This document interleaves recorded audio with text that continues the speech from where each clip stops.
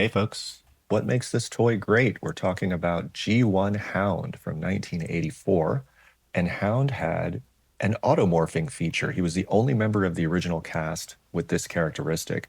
Automorphing means that as you transformed certain parts of the toy, other parts would start to move automatically into their final position. And you might be thinking, well, what about the jump starters and the battle chargers?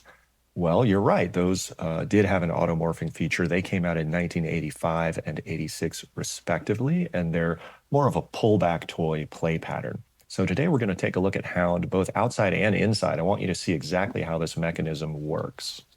So the main automorphing feature of Hound is his head. It's actually not the only feature, which we'll cover later, but as the chest and the trunk of the toy are transformed into their upright standing position, the head very smoothly emerges from the hood. You can probably imagine what might be going on in there, but we'll give you a closer look at what exactly is accomplishing this motion. It's very smooth. We'll do it one more time. You can see as you pivot the bottom half of the body, the head emerges. Now, to get a better look at what's happening in here, I've removed the arms from Hound's torso. And as you transform the toy, you'll see that there's a chrome lever arm that elevates the head. And the head is not attached to that lever arm. It just sits on top of it, which is why when you flip Hound upside down, his head will pop open. And then you can just push it back in with your finger. So you see, again, it's just sitting right on top of it. You've been playing with this toy for decades and you had a hunch at what was going on in there, but now you can see exactly how the move is accomplished.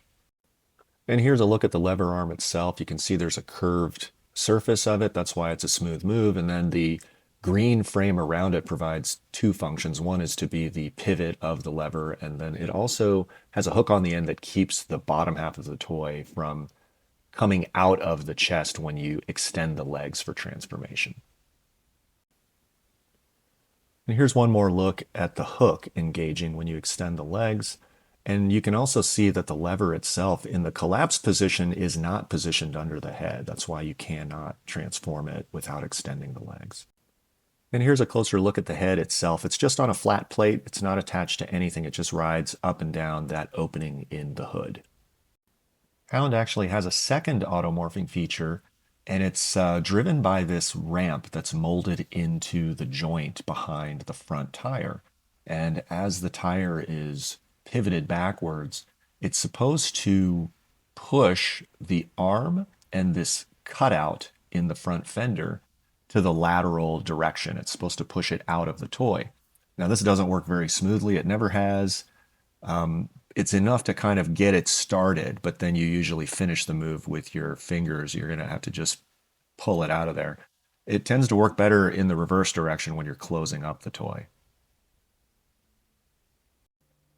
So that's what makes this toy great. It's G1 Hound, the only member of the original cast with an automorphing feature.